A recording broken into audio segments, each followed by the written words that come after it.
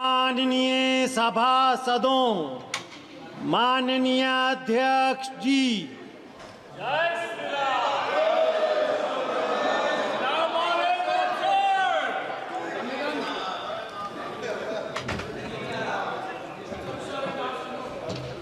माननीय सदस्यगण, नियम 37 के अधीन मामलों को सभा पटल पर रखा जाएगा। जो माननीय सदस्य नियम 37 के अधीन मामलों को जिनको आज उठाने की अनुमति प्रदान की गई है वह व्यक्तिगत रूप से सभा पटल पर रख सकते हैं। माननीय विदेश मंत्री जी।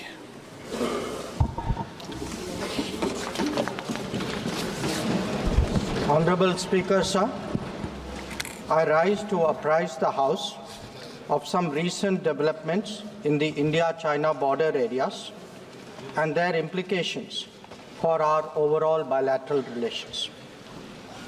The House is aware that our ties have been abnormal since 2020, when peace and tranquility in the border areas were disturbed as a result of Chinese actions. Recent developments that reflect our continuous diplomatic engagement since then have set our ties in the direction of some improvement. The House is cognizant of the fact that China is an illegal occupation of 38,000 square kilometers of Indian territory in Aksai Chin as a result of the 1962 conflicts and the event that preceded it. Furthermore, Pakistan illegally ceded 5,180 square kilometers of Indian territory to China in 1963, which has been under its occupation since 1948. India and China have held talks for multiple decades to resolve the boundary issue. While there is a line of actual control, LAC, it does not have a common understanding in some areas. We remain committed to engaging with China through bilateral discussions to arrive at a fair, reasonable, and mutually acceptable framework for a boundary settlement.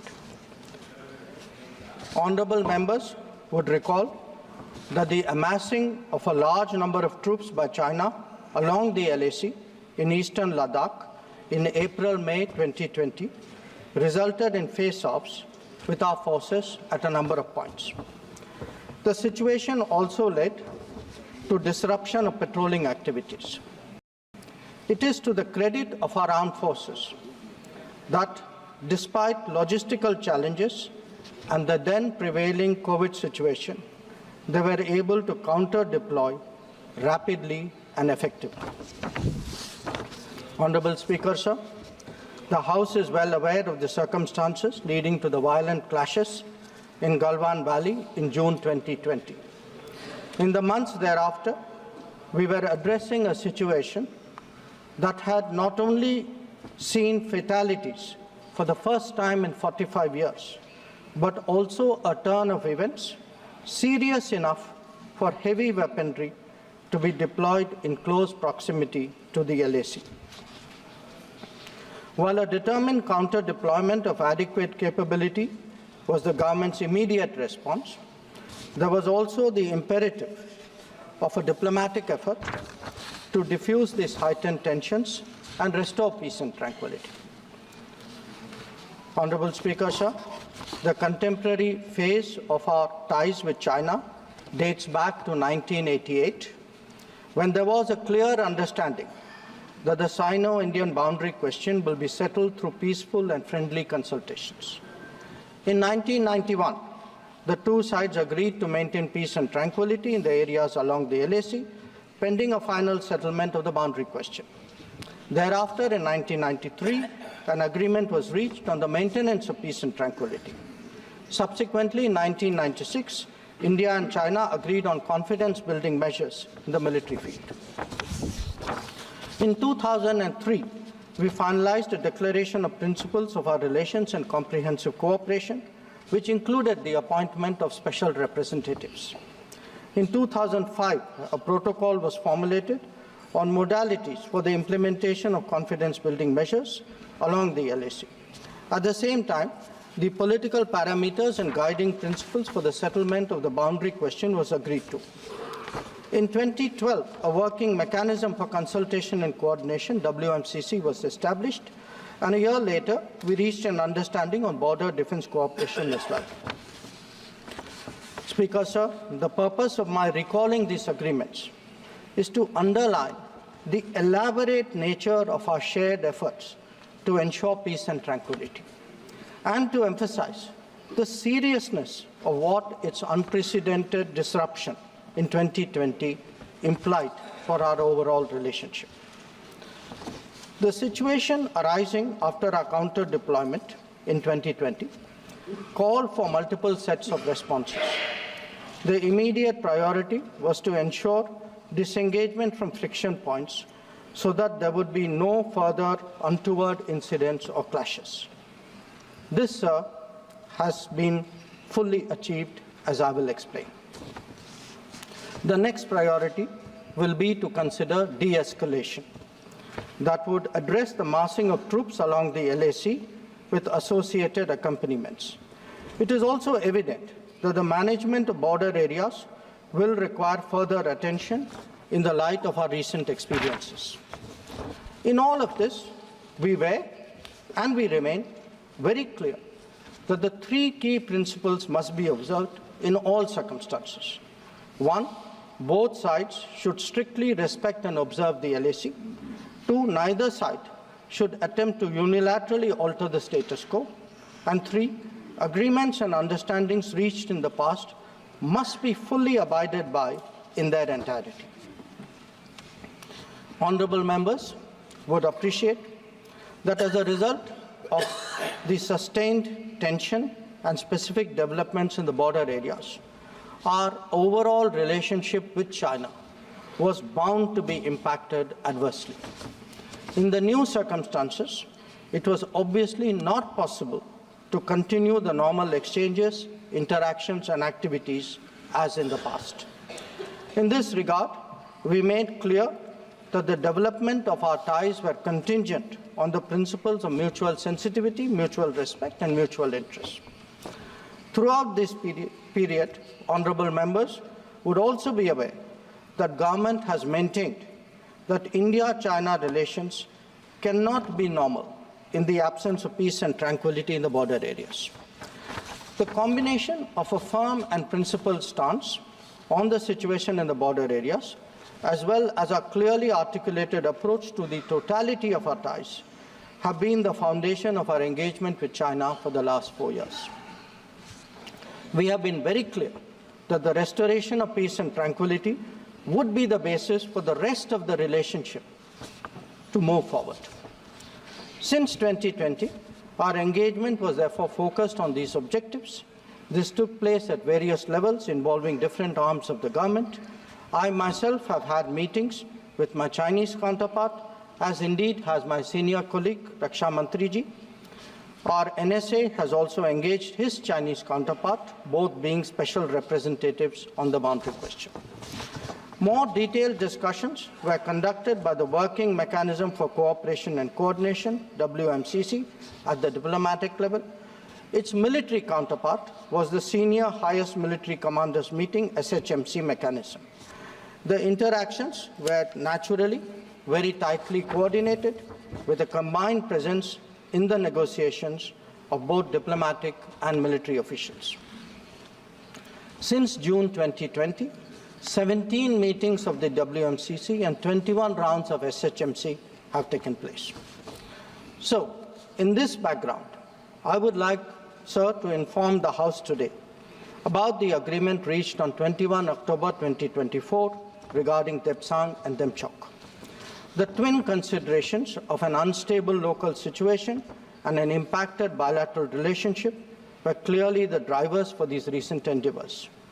These two areas have been the focus of our discussions in both WMCC and SHMC with the Chinese side since September 2022, when the last disengagement agreement was concluded at Hot Springs area. In the lead up to the October 21 agreement, I had discussed both the specific disengagement issue as well as the larger relationship with my Chinese counterpart in Astana on 4 July and Vientiane on 25 July. Our national security advisors, ours and the Chinese, met in St. Petersburg on 12 September, and the problem in these two areas pertained primarily to obstructions of our long-standing patrolling activity. In Demchok, there was also the question of access by our nomadic population to traditional grazing grounds, as well to sites of significance to the local people. As a result of this recent understanding, arrived at, after intensive negotiations, resumption of patrolling to the traditional areas is underway. It was initially tested by sending out patrols for verification of disengagement on the ground and is being followed up by regular activities as per the agreed understanding.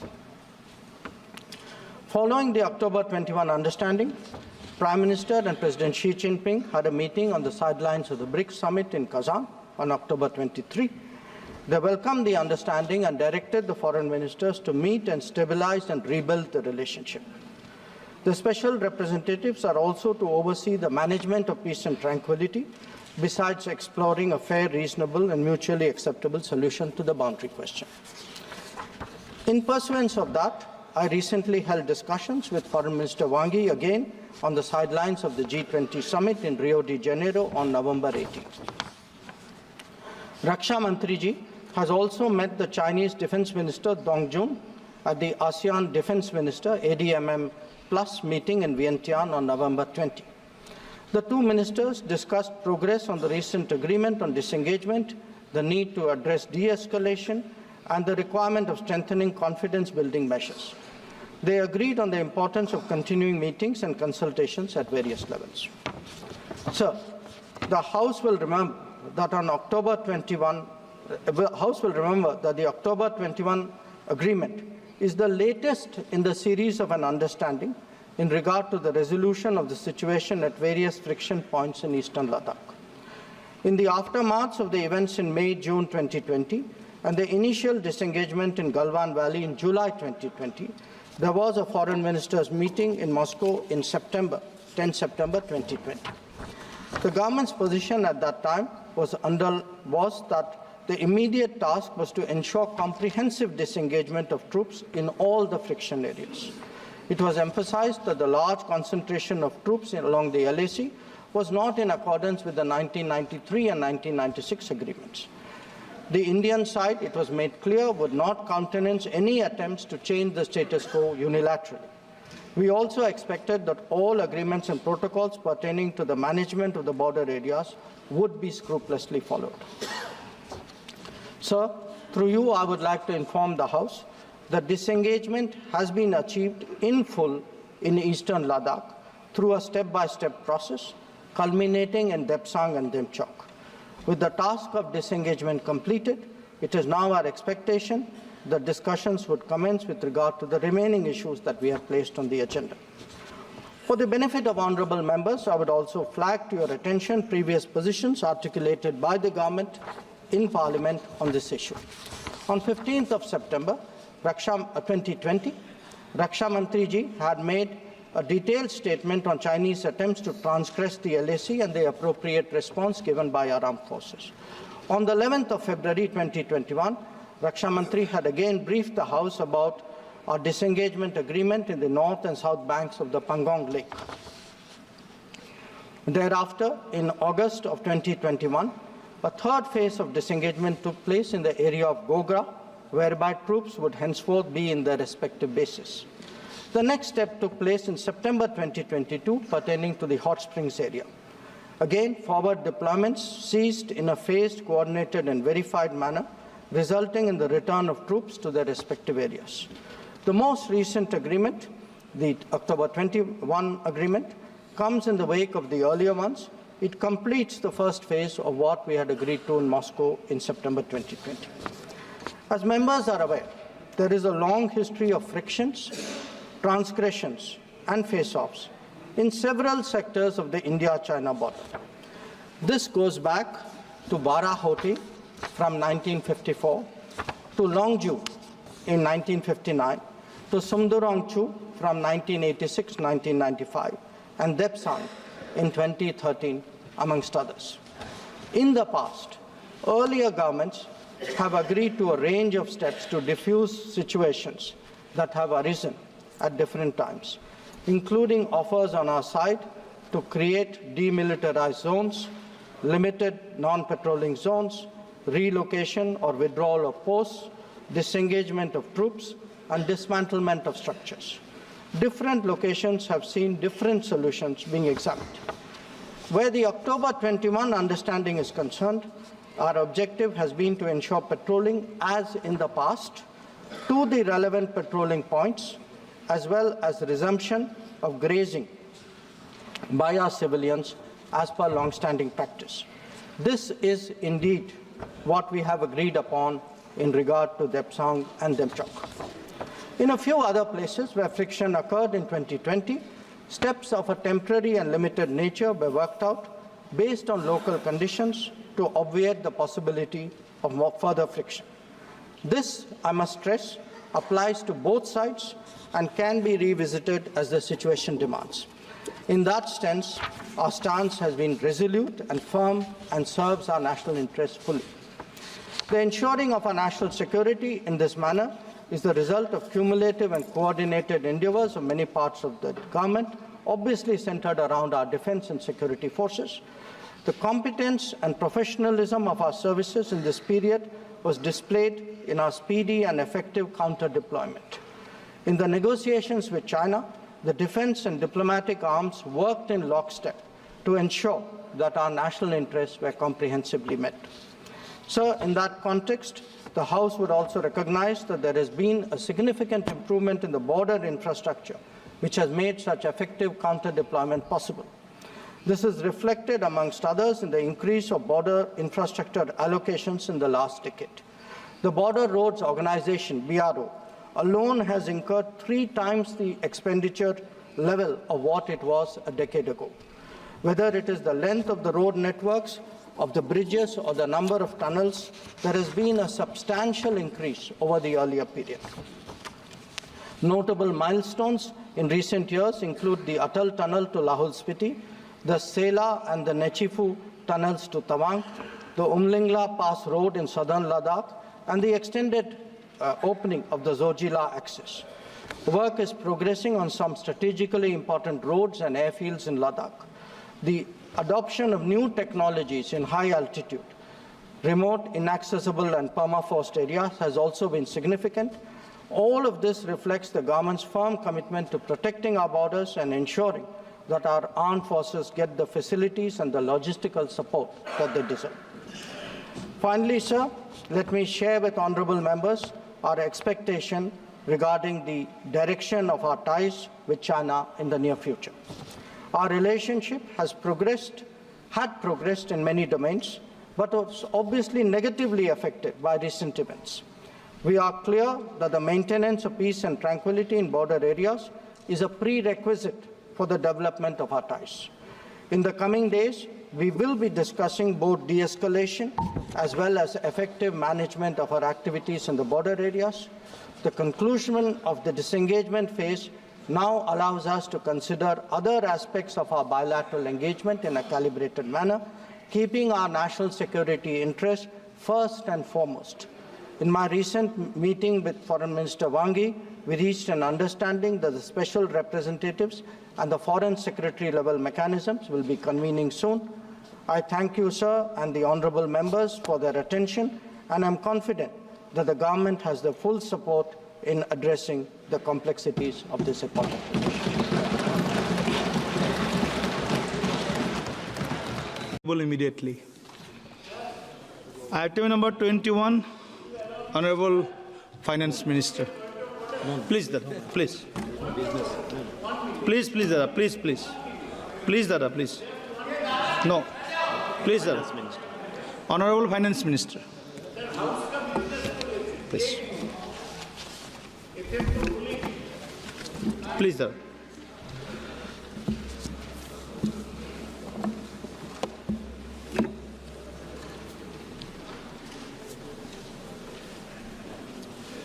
So thank you very much for the opportunity to respond to the discussions on the supplementary demand for grants.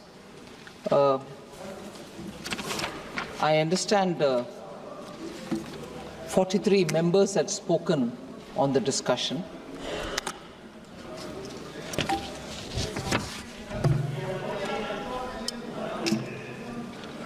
This is the first batch of supplementary, sir.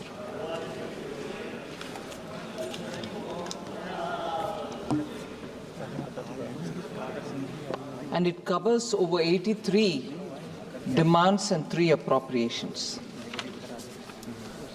The appropriations include those for the President, the Supreme Court of India, and for the Union Public Service Commission. To make a beginning, I will repeat some of the things which are already mentioned in the supplementary demand for grants, which a copy of which all members have seen. These demands and appropriations, we are seeking the authorization of the Parliament for gross additional expenditure of 87,762.56 crores. The net cash outgo or cash supplementary is about 44,182.87 crores. The technical token supplementaries are also mentioned. Expenditure on capital account is something which I would like to take a minute to say that it is about 19,416.35 crores. The balance of 68.346.21 crore in the supplementary demand for grants is on the revenue account. So, not going further into the details, yesterday I'm grateful that Honorable Member Jagadambika Palji had gone into the details of what this supplementary demand for grant is all about, where money goes, and why it is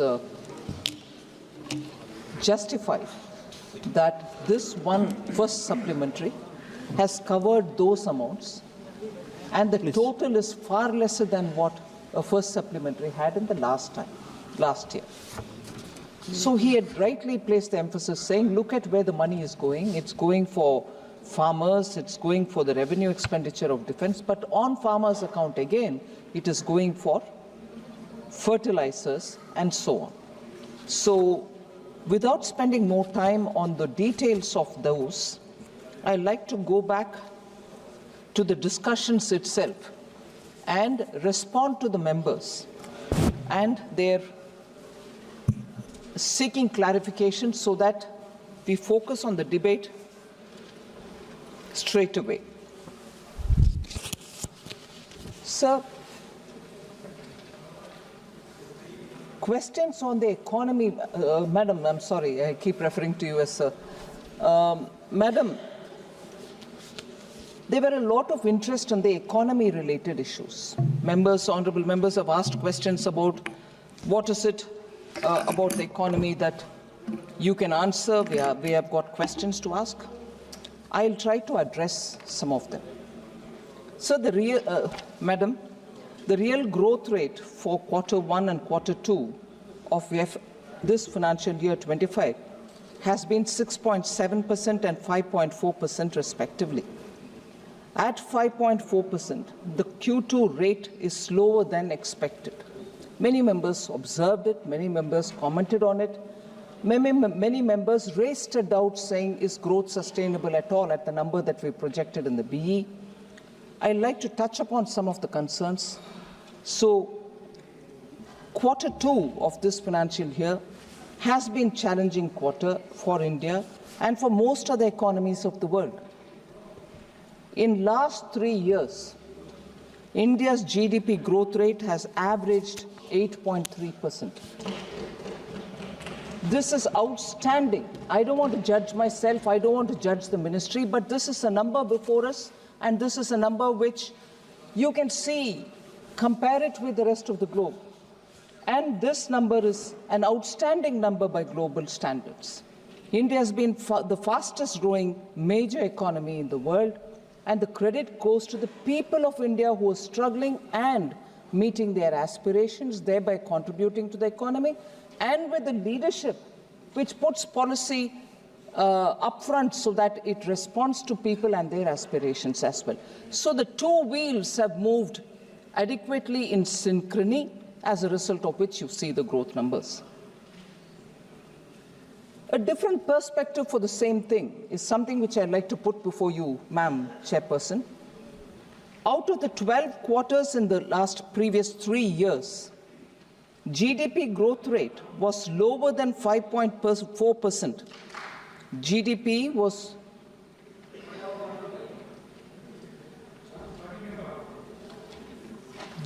growth rate was lower than 5.4% in 2 quarters.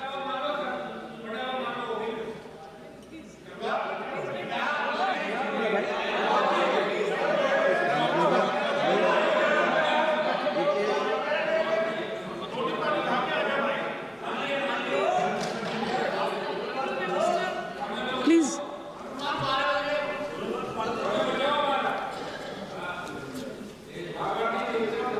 And she gets involved. I'm not able to understand, ma'am. Ignore him. Okay. So out of the 12 quarters in previous 3 years, GDP growth rate was lower than 5.4% in 2 quarters, quarter 4 of 21-22 and quarter 3 of 22-23. So it's important to understand that this drop happened just 2 quarters in the last 12 quarters that we're talking about. So let us not sort of pick on that one and predict future. This has been a steady growth and a steady sustained growth. So I'd like to place that perspective with the numbers before me. The regular union budget was passed by the newly constituted Lok Sabha post-parliamentary elections in middle of August 2024. Effectively, the implementation of new announcements of this government commenced after the Appropriation Act was passed by the Parliament in August 2024. Effectively, it is from August that we are starting to give emphasis to many of the things, inclusive of capital expenditure, and therefore we are now talking within 4 months after the full regular budget was presented in August. So the situation is no different from one seen in earlier years when parliament elections were conducted. So that's a very important consideration which I would like the honourable members to take on board. When annual Lok Sabha elections happen, those years do have a certain flow of resources, do have a certain ground-related expenditure happening, and when it picks up, the growth rate also picks up. But the blip is got to be understood in the broader context. So differences in alignments of festivities. This is an important consideration because even countries which have annually a Christmas festival mood or any other festival mood, there is a rise and dip in consumption and expenditure.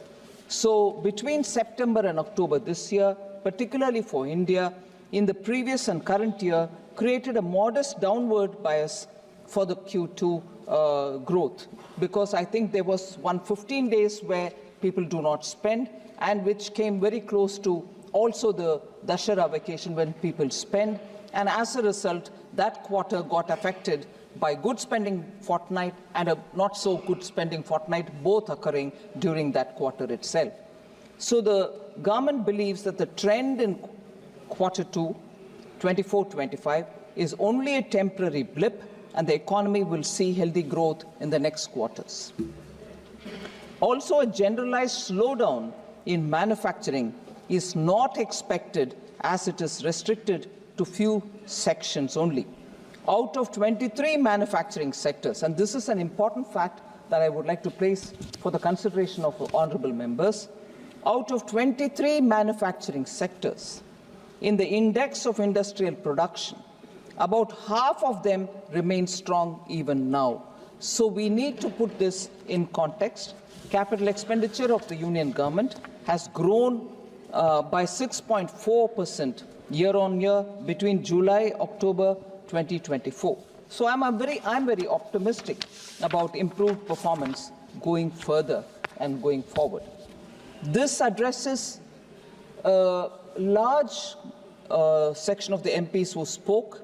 I named some of them: Shri K.C. Venugopal, Saugata Roy, Anil Desai, N.K. Premchandran, Manish Tiwari, Lalji Verma, Saini Ghosh, Vishal Dada Patil, and Amar Singh. So all of them, different aspects of the economy did raise these points, so I thought I should upfront start with these. There was equally a lot of voice about inflation being very high. This was particularly raised by 4 members who have also raised the previous issues. Retail inflation, madam, declined to 4.8% in 24-25, April to October, compared to 5.4% in 23-24. This is the lowest since COVID-19 pandemic started. Lowest retail inflation. Core inflation, which excludes volatile food and energy prices, remains at 3.6 and is at a decadal low. It's a very important data which we have to take on board. And we in the Union government remain committed to better managing of food inflation, where volatility in specific food items is weather-driven. Building buffers is one of the key performance which I can place here for members' consideration, particularly in key food items such as cereals, pulses, and distribution of food items like onions, rice, tuvar dal, wheat flour, gram, and so on. So these are happening through designated outlets at subsidized prices. I've spoken before on this. Bharat brand atta and Bharat brand dal is provided in essential commodities at an affordable price. The prices have been very reasonable, that the uptake is also very considerable. Bharat dal is available at 60 rupees per kg for 1 kg pack. Bharat atta costs 30 rupees per kg, and Bharat rice costs 34 rupees per kg, and they are available through particular outlets. Madam, the discussion again on the inflation is normally taken for the number that is revealed in the latest quarter, but I would again like to put a perspective before honorable members.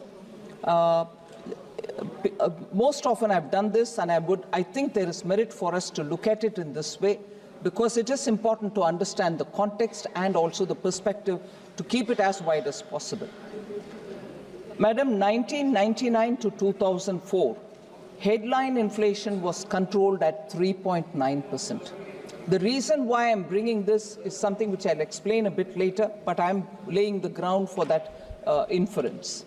Headline inflation was controlled at 3.9% between 1999 and 2004. Between 2004 and 2009, inflation surged to 5.6%, and again, come over, you can compare it with the previous 99 to 2004, which I'm talking about.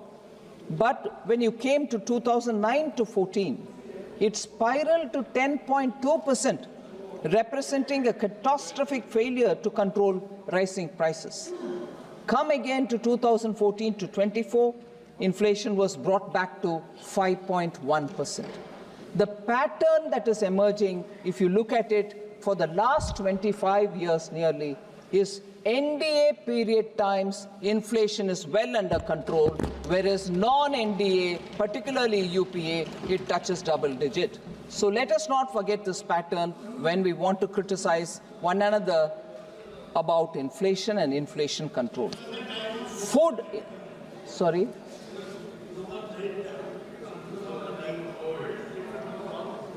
Right, thank you.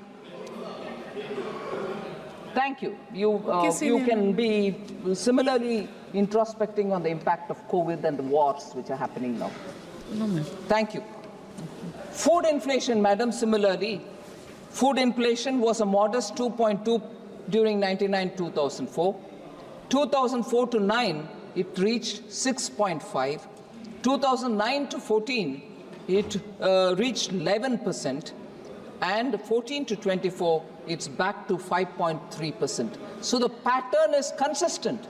25 years, you split it between UPA or non-NDA and NDA, you see inflation is better controlled under NDA regimes. Madam, Honorable Member Manish Tiwari, I can't see him here, but I would like to respond to him, was talking about fuel inflation. I quite appreciate his concern because this can affect poorer families as well. I want to place the data before. Under UPA 2, the fuel inflation was 8.9% compared to the 10 years between 2014 to 24, which is at 4.4%. But I just want to highlight the fact for Honorable Member Manish Tiwari's question. He talked about the LPG cylinder, and I'm sure this is something which most members will be interested in knowing about. Under the Congress, LPG cylinders were a privileged and scarce commodity. Before April 2014, nearly 45% of the Indian households didn't have access to clean cooking fuel. In contrast, madam, LPG coverage under the NDA has reached near saturation. Total domestic active LPG customers have more than doubled from 14.52 crore in April 2014 to 32.65 crores as of June 2024. Madam, an approximation, I'm not giving an exact number, it is expected, or approximation is, there are 33 crore households in this country, approximate, and 32.65 crore have got LPG cylinder connection. Near saturation in making sure gas cylinders reach every household. So I must credit the Ministry of Petroleum and Natural Gas for having taken this distribution of LPG to households. Since after Ujjwala came in, we have made sure that many of those families which gave up the extra cylinder on Honorable PM's nudge that he gave, saying, please, those who don't need the subsidy, give it up. Many people gave it up. But Ujjwala grew as much as also the others who don't need Ujjwala. So total saturation is 32.65 crores. And from among this number, 10.33 crore Ujjwala beneficiaries also are there. So this 32.65 crores includes Ujjwala 10.33 crores. Ujjwala 14.2 kg LPG cylinders, 14.2 kg, the weight of the cylinder, is given at an effective price of 503 rupees per cylinder. I want to highlight the fact that if we are to compare India with its immediate neighborhood, you'll know that India's LPG cylinders is very reasonably priced for the Ujjwala consumers that I'm talking about. Ma'am, the neighboring countries, as of 1st November 2024, the prices are like this. Nepal, it is 1,209.21 rupees. And I'm saying it in INR, Indian rupees. Sri Lanka, it is 1,211.24 rupees. Pakistan, it is at 1,095.41 rupees. And for Ujjwala customers, it is in India 503 rupees only. And immediate question would be, what about those non-Ujjwala? Because it's an essential thing for a household. Effective price of non-Ujjwala consumers, and I'm talking about New Delhi, is 803 rupees. So I want a clear appreciation of the fact, appreciation not so much for appreciating, but for recognition of the fact that compared to the neighborhood, India's LPG prices, even for non-Ujjwala, is far lesser than what it is like in our neighborhood. Manish Tiwari, member, I can't take, but that was essentially for his particular question. Madam, there were concerns expressed also about unemployment being very high. Several members raised questions on it, and I highlight some of the facts. The All India annual unemployment rate has been declining according to the periodic labor force survey report. Beginning 2017-18, it's been falling from 6.0% in 17-18 to 3.2% in 23-24. Unemployment rate was 6% in 2017-18. Today it has come down to 3.2%. And this is accompanied by a rise in the labor force participation ratio and worker to population ratio figures as well. A very important factor is the gender component, madam. The female labor force participation rate has been on the rise for the past 6 years, from 24.5% in 2018-19 to 41.7% in 23-24, and we'll be glad to know that this is largely driven by rising participation of rural women into the labor force. So this is a very noteworthy transformation that we are seeing. I would like to put it before you, Honorable Chairperson. According to the latest payroll data of the EPFO, cumulative net addition of EPF subscribers, which very clearly shows the formal employment. So cumulative net addition of EPF subscribers touched 91.1 lakh in first half of this year, that is 24-25, which is nearly 29% higher than the cumulative net additions of 70.5 lakhs in the same period last year. So it's an important, and we are clearly talking about the net addition. It's not the numbers who have gone, we've ignored it or anything like that. We are talking about net addition. Nearly 2/3 of the new subscribers in the EPFO payroll have been from the 18 to 28 years band. So for all of us who rightly have concerns about the youth of India, I would like to show this figure that the net addition to the EPF subscriber numbers has 2/3 of them coming from those in the age group of 18 to 28. So the youth of India are coming on board and getting into EPF-related registers. Madam, there was also concern and a lot of discussion about the procedure not being followed in sanction of contingency fund advance. I think it was member N.K. Premachandranji who raised this point.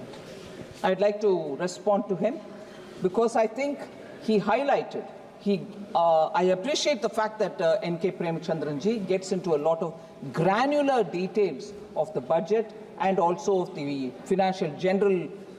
financial rules. Here he quotes, or I quote, he said, the procedure given in para 5 of Delegation of Financial Powers rule regarding laying statement by ministers for giving contingency fund advance is not followed. That was his concern.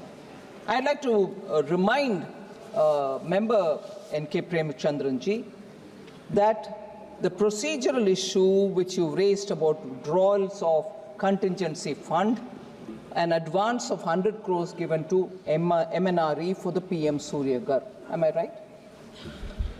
Based on the request of the ministry, contingency fund advances are normally given to various ministries, and in this case, the contingency fund advance of 100 crore was sanctioned on 4th October 2024, at a time when the Parliament was not in session.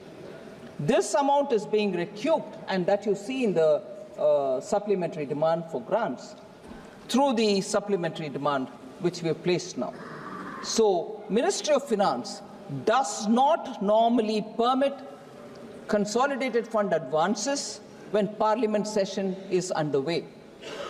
In the instant case that he is referring to, Finance Ministry has not issued the sanction during the Parliament session. I would just like to mention it very clearly for Sri N.K. Premachandran's consideration. If at all drawals of CF advance has happened by any ministry, the minister concerned is required by rule to lay a paper in the House. So, and that's the extent procedure. Madam, similarly, I think it was one of the members, if I'm right, Larji Vermaji, who had mentioned that this supplementary demand for grant is being presented within 1 month of the budget. I'm not sure if Larji Vermaji is here. This is the first batch of supplementary demand for grants. And even as I opened my statement, I said the regular budget in this election year was presented in July. Now we are into December. We are several months away from July, not one. So that statement, unfortunately, doesn't seem to be correct, Madam. This has been reduced. The supplementary demand for grant, this one being the first one, I would like to definitely place on record that we have kept the supplementary demand for grants. Normally 3 are permitted. We've tried keeping it within 2 and never moving to the 3rd, except for 1 year when the 3rd also had to happen. So supplementary demand for grants are not too many, not too frequent, and doesn't happen for simple, small reasons. So I want to leave the data behind that this is the first one, and the amount, in fact, some of the honorable members, I'm very grateful, mentioned about it, that this time the supplementary demand amount itself is far lesser than last time, showing greater accuracy in the BE stage itself of budget making. So there is a greater absolute targeting of what is the budget estimate got to be, and there is not, therefore, much of a requirement to come with huge supplementary demands, and not too many of them as well.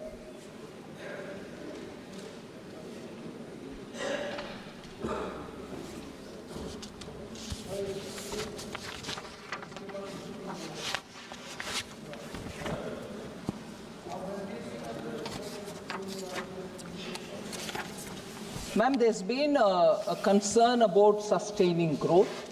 I broadly spoke about the growth and growth-related figures earlier. But what are the specific steps that the government has taken to push and to sustain growth was one of the questions. As much as private sector investment slowdown and more investment on infrastructure have all been points on which a lot of members have raised their concerns. I'd like to broadly say that even at the beginning we said there has been considerable emphasis on capital expenditure. Repeated every year, our capital expenditure amounts are only growing, not in just actual numbers, in percentages as well. That this year we allocated 11.11 lakh crores for capital expenditure. If we understand that together with the amounts that we've given to the state, this year particularly, we have given 1.50 lakh crores to the states as interest-free 50-year loan for capital assistance. If effective capital expenditure of the union government is taken on board, and what is the effective capital expenditure, madam? Includes budgeted capital outlay and grants and aid for capital creation. If these two are put together, you get the effective capital expenditure figure. And while 11.11 lakh crores is the capital expenditure announced in the BE, effective capital expenditure inclusive of our capital assistance to the states, interest-free, it is pegged at 15.02 lakh crores, madam. one of the highest in Government of India's history. This is the amount we are giving for capital expenditure, which has given a big role also for the states to build their capital expenditure account. And as a result, I think steps that we're taking to push for growth and to sustain growth are going through this route of capital expenditure so that the multiplier effect, which will spread through the economy and therefore give a greater traction and multiplier effect to the economy itself, will be bigger. Because I think we've spoken about this as well, which I'd like to emphasize again, that for every rupee spent on capital account, the multiplier effect that you get touches even 3.48, sometimes 4.3. That is the kind of multiplier you get when you spend on capital account. Whereas if you spend on revenue account, for every 1 rupee, you would get only 0.98, less than 2 paise, less than 100 paise, which is 1 rupee. So that is not going to benefit if we just spent money or put money in the hands of the people, promote immediate consumption so that people can go out in the market and buy the essentials. They are important. But the multiplier that gives is far lesser than the multiplier that you would gain when people are given in-situ jobs because projects are running, capital assets are being built. We have gone through that route, and this time the effective capital expenditure of the Government of India is at 15.02 lakh crores. What are the expenditure on which this amount is getting spent?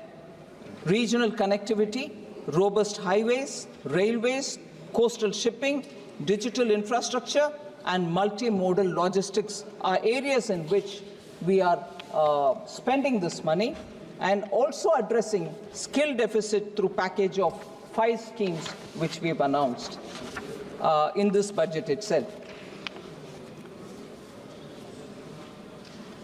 And these have given results. So it's not as if I've spent the money, we don't know what is the outcome. The results are there for everyone to see. Increase in gross fixed capital formation to 30.8% of the GDP in 23-24, compared to an average of 28.9% between 2014-15 and 2018-19, pre-pandemic years. So pre-pandemic years, you had 28.9 gross fixed capital formation, whereas now it's gone up to 30.8%. Also, private investment by non-financial firms, about 3,200 firms, an independent research looked into it and said 11.6% is the growth in private investment by non-financial firms. That itself will explain. I'm talking not about the banks, not talking about the NBFCs, but other firms which are in the private sector. An improvement in the ranking of the World Bank Logistics Performance Index from 54th place where we were in 2014 to 38th place in 2023 to 44th place in 2018 and to 22nd place in 2023, particularly under international shipments category. Ma'am, you probably are aware that in every session of the budget, we have questions on tax devolution to opposition-ruled states, and that they have been reduced, particularly for Kerala, Karnataka, and Himachal Pradesh. Shri K.C. Venugopalji asked about it. I'd like to again, like the way I do in every session, again answer this question. Tax devolution to states is based on the formulation and the recommendation given by the Finance Commission. Within first 45 months of the 15th Finance Commission, the current Finance Commission, the tax devolution to these states is more than the total tax devolved to these states in the entire period of the 14th Finance Commission. Entire period of the 14th Finance Commission, 5 full years, and you can take 45 months of the current Finance Commission, which is just about 4 years and about a couple of months, 3 months. I'm going by state, madam. Karnataka during the 14th Finance Commission, which is like between 2014 and 2019, had 1,35,044 crores devolved to it. And within the 45 months of the current Finance Commission, they have received 1,41,937 crores, already much more than the entire five-year period of the previous Finance Commission. Himachal Pradesh received 20,830 crores during the 14th Finance Commission's entire period, whereas what they've received in the first 45 months of the current Finance Commission is 32,087 crores. Kerala, 71,713 crores during the earlier Finance Commission during its entire period, whereas in the 15th Finance Commission, which is the current Finance Commission, and in the first 45 months, 75,171 crores. So, no question, madam, on time, much more is what is being devolved to all states, and there is no difference between which state is ruled by which party. Everybody gets what their due is, and that's the principle with which Prime Minister Modi guides me, and that's what we do.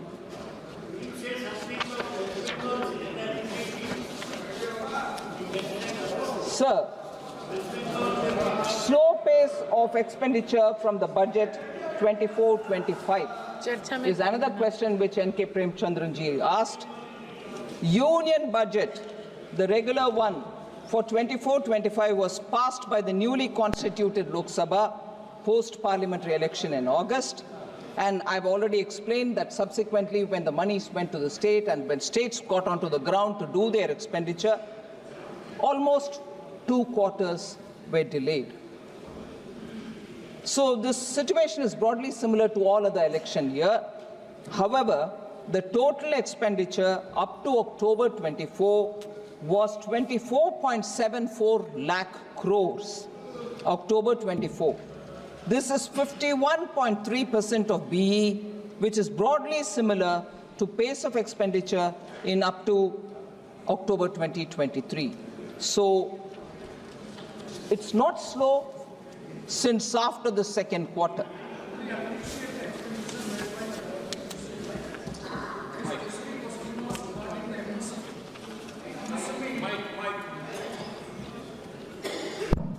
Madam, I fully appreciate the expenditure made by the government during the 6 months, 51.3% of the total expenditure, more than that of the total budget allocation. My point was the most labor industry sector, that is the MSME, the budget outlay was 22,137.95 crores.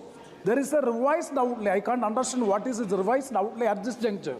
And further, the expenditure till 12/1/2024, it is 992 crores. That means just lower than 15%. When the total expenditure is more than 51.3%, how in the MSME sector alone it is come just less than 15%? That was my question I have raised. Madam, I'm thankful to Honourable Member for giving that clarification. I want to be sure that I don't repeat, but I would like to emphasize on the point that this budget gave particular 5 different schemes to enable the MSMEs to have greater liquidity in their hand, greater access to credit, and like never before, and I say this in particular, MSMEs only had working capital given to them. Our government has now made a provision for them to also have term loans for doing their business, which means they can take the loan from the bank and invest in plant and machinery. But they are, after all, small firms. They will not have huge collaterals to offer. They won't have security to give. So I'm grateful to the Honourable Prime Minister, who very clearly said, if we gave assistance for the small traders on the street, Swanidhi, we gave assistance for women and small people who are doing their business, PM Mudra, all of them are sovereign guaranteed, collateral free. Similarly, for the term loan that we're giving to the MSMEs, we are provided for sovereign guarantee. For the first time in this country. So, Honorable Member Prem Chandran, be informed on this, that MSME never had that provision in all free India, 1947 onwards, for a term loan and a sovereign guaranteed term loan. We have given that this time. But on the specific point of why it is not spent or why it is not acquiring that much of within this year traction, the same is the case. If the budget was passed in July and the department has to do it all in the ground within the next 4 months, it will have its own difficulties. But that's not to say this program will not continue. It will continue with the same gusto.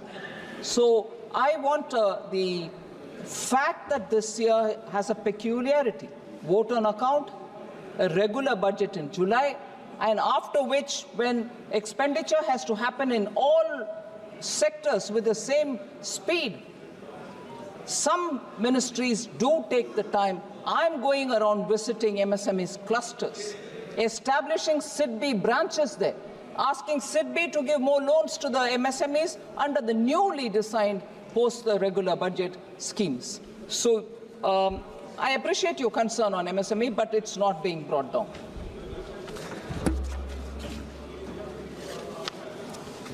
Madam, like always, every session, you're from West Bengal yourself, ma'am. And I've heard Professor Saugata Roy interrupting to say, would you also speak on this? I'm speaking now. West Bengal has been deprived of funds from central government under Manrega and PM Awas scheme. Was raised by Professor Saugata Roy and Ms. Sayani Ghosh. I'm not sure if she's here. He's here, but Member Sayani Ghosh is not there. But, yes, ma'am, I'd like to, through you, put the facts before. Like every year, every other year, the state PMAY Gramin, Awas Yojana Gramin, was being implemented in West Bengal since 2016-17. The government has also released 25,798 crore as central share to the state since 2016-17. However, complaints of irregularities in the implementation of PMAY Gramin, including a selection of ineligible households from the Awas Plus 2018 list, removal of eligible households, and renaming of the scheme in the state as Bangla Awas Yojana have been received. The ministry has sought action taken report from the state government. Similarly, ma'am, and again, I've said this even earlier in very many different sessions, for under the Manrega, complaints of misappropriation of funds have been received by the government. Upon inquiry by central teams, the complaints were proven to be correct. And madam, I may add, the central team was accompanied by the state team as well when they went on inspection. They were proven incorrect. The complaints were proven correct, and not following the rule was clearly established. The Rural Development Department had sought latest status of action taken report. Now, the state government has submitted the ATRs, which are being examined by the Ministry of Rural Development. That's the current position, ma'am, on the question which Professor Saugata Roy has raised. Yeah, please.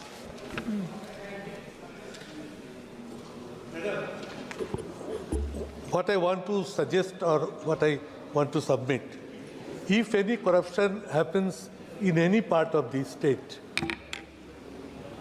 total amount of money, why it is being kept stopped, where possibility of inquiries appears, central team, state team jointly detected any area, stop sending money over there. but for few places or for one or two places, you are blocking the total money. What would be my suggestion, what would be my request to you, to release the amount to the particular state who have due from the center more than 1 lakh crore of rupees as a whole. So would you kindly take up these two issues, Manrega and Awas Yojana?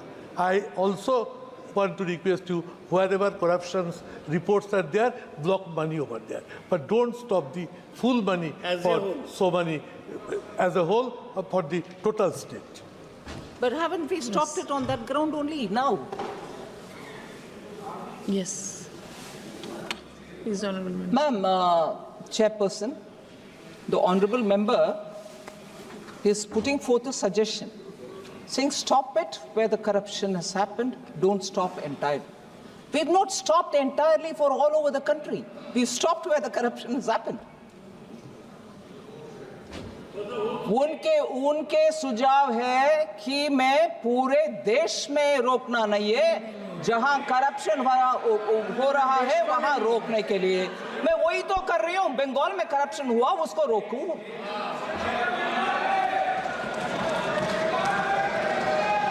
मैंने गलत समझा है क्या?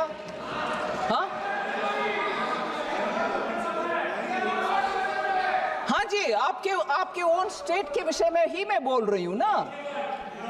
You want English और you want my टूटा फूटा हिंदी?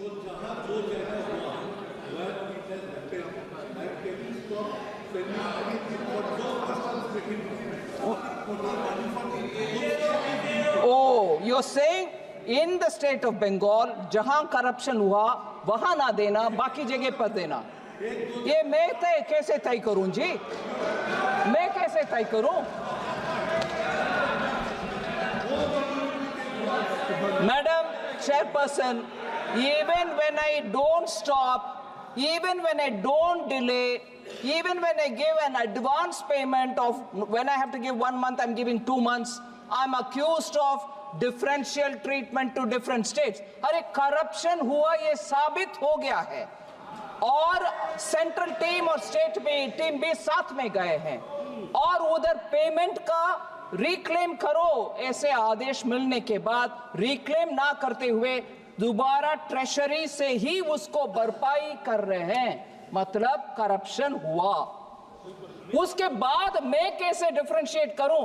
पूर्व मेदिनीपुर में नहीं हुआ, नॉर्थ बंगाल में हुआ नहीं, साउथ परगाना 24 परगाने में, मैं कैसे तय करूं? मैं कैसे तय करूं मैडम? और तय भी करूं, किसको मान्यता होगा?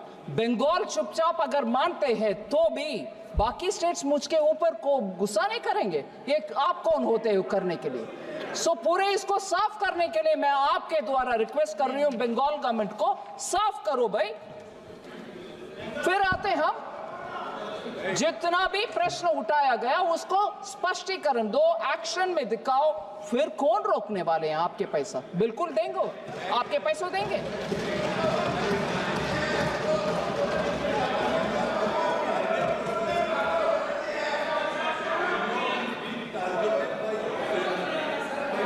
दिन तक आप ये करेंगे, आपका जो purpose to make your party more influence in the state, it will never happen.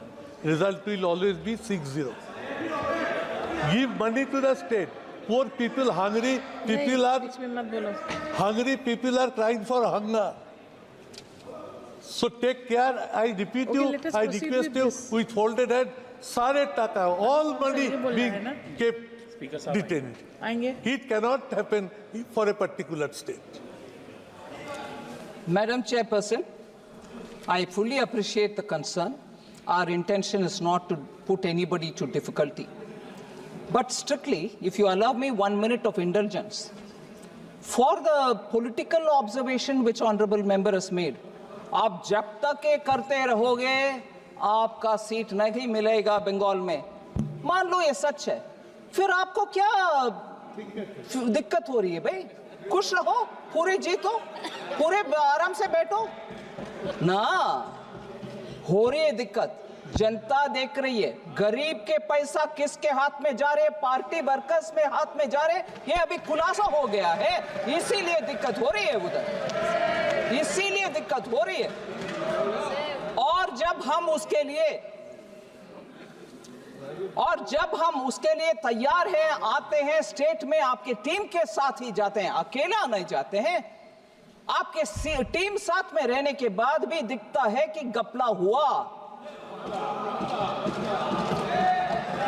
उसको सही करने के लिए मौका भी देते हैं, फिर भी आप यही राजनीतिक भाषा बोलते हो, नहीं जब तक ये करोगे बीजेपी नहीं आए। नहीं जी, देश अच्छा होना है, मोदी जी का संकेत यही है, अच्छा करप्शन रहित गरीब को जो पैसा मिलना है वो मिलना चाहिए। जहां घपला होते हैं हम साथ नहीं रहने वाले हैं।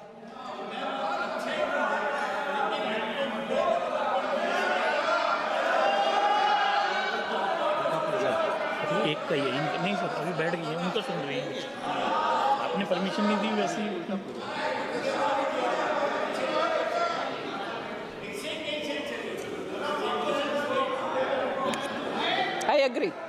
I agree on that. Center and state will have to work together. I agree on that. Honorable Chairman sir, Speaker sir, मैं सिर्फ दो विषय स्पष्टीकरण दे देती हूं, क्योंकि मेंबर देवेंद्र यादव जी दिखाई नहीं दे रहे, मगर वो एक इम्पोर्टेंट प्रश्न पूछे और वैसे ही सुप्रिया सूले जी भी पूछे। हाँ, all right, yeah, I'm coming, I'm trying to answer as much as possible. Sorry.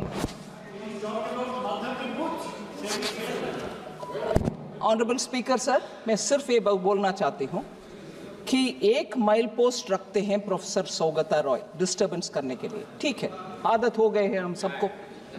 फिर एक विषय उठाते हैं, उसको मैं पूरे विवरण के साथ जवाब दे दी, अभी दूसरे माइल पोस्ट, सिर्फ इनको ही मैं अटेंड करते रहना चाहिए, बस कोई और का जवाब देना नहीं। सो ठीक है सर, ब्लैक मनी के ऊपर सुप्रिया जी और देवेंद्र यादव जी ने प्रश्न उठाया, सॉरी धर्मेंद्र यादव जी ने, इसमें बहुत सारे स्टेप्स सरकार ने उठाए। Action has been taken on very many unaccounted, undisclosed foreign assets. मैं 3 कैटेगरी में उसको लगा रही हूँ, investigation of HSBC, ICIJ, Panama, Paradise, Pandora leak related cases. In connection with all these, information has been received through various leaks like Panama paper leaks, Paradise paper leaks, Pandora papers leaks, HSBC, ICIJ.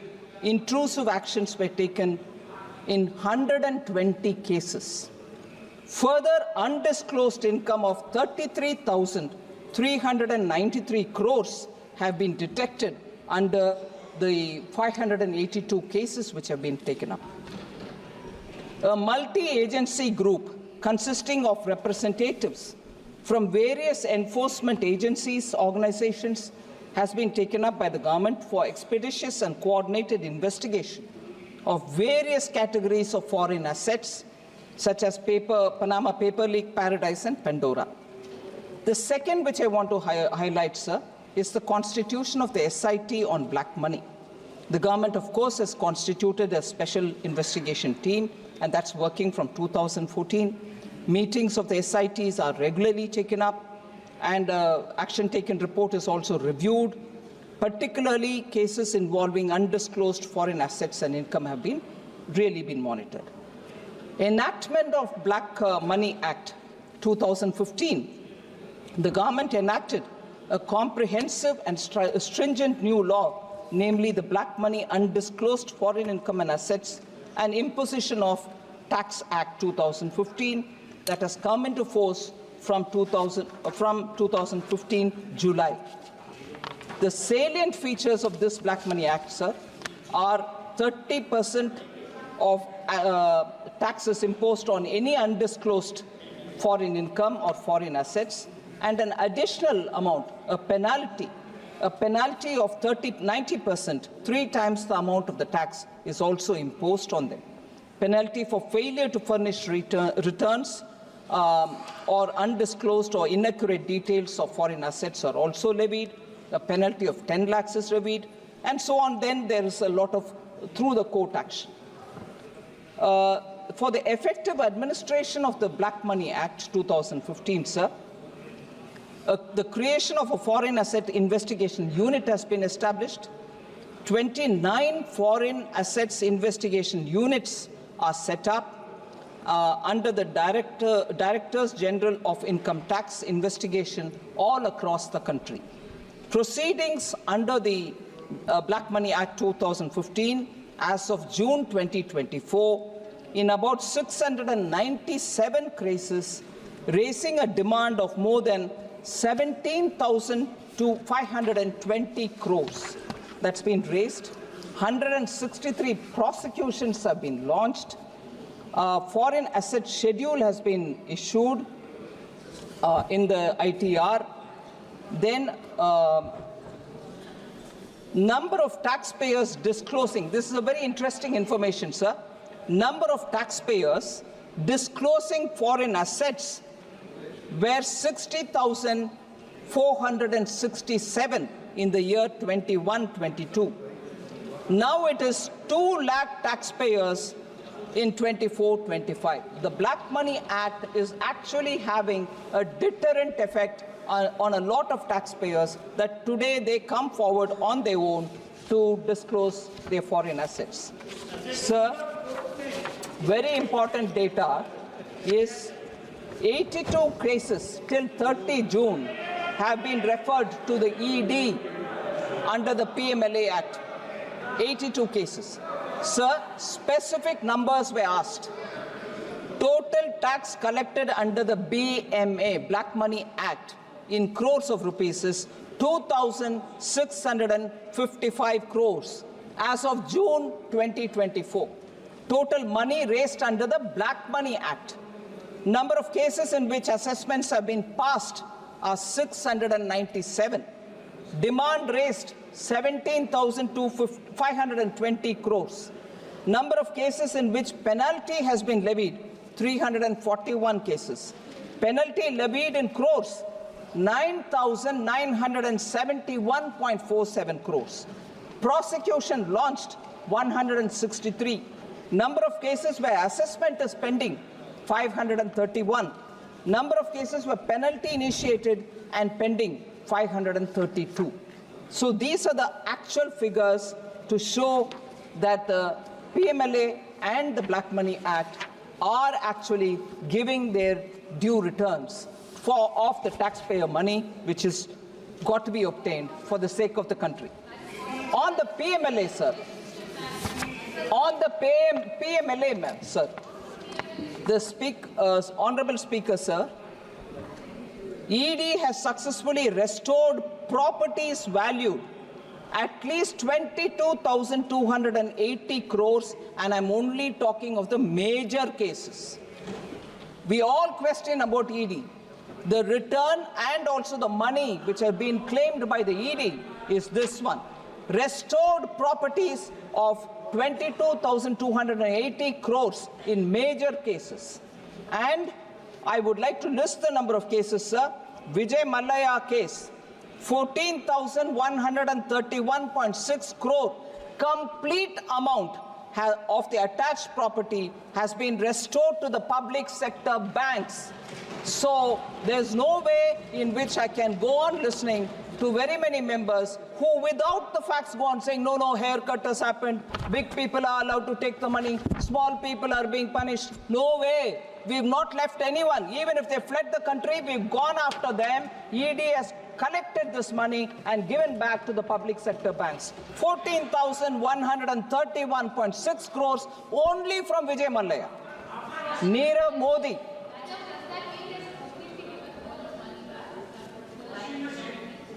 Attached properties is what I'm talking about, ma'am. There can still be some more cases, but attached properties and their monies have gone to the public sector banks. And this is the money that is obtained from them.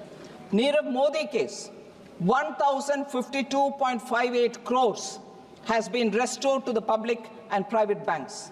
National Spot Exchange Limited, NSEL scam, 17.47 crores have been obtained and given to the banks. SRS Group, which is the SRF Group's Pearl City and Prime projects in Gurugram, 20.15 crores, that is the property restored. Rose Valley, 19.40 crore. Surya Pharmaceutical Limited, 185.13 crore. Novera Sheikh and others, the Hira Group, 226 crore. Amrutesh Reddy, Naidu and others, 12.73 crores. Mehul Choksi and others, 2,565.90 crores have all been taken. And then liquidators in the different Geetanjali group of companies to carry out valuation and auction of the attached or seized properties worth 2,565 crore is also happening. Nafisa Overseas and others, 25.38 crores. Bhushan Power and Steel Limited, Supreme Court ordered restitution of assets worth 4,025 crores to JSW via its December 11 orders. So it is important to recognize, sir, that we have not left anybody in economic offenses. We are after them. We will be making sure that money which has got to go back to the banks will go back. Thank you very much, sir.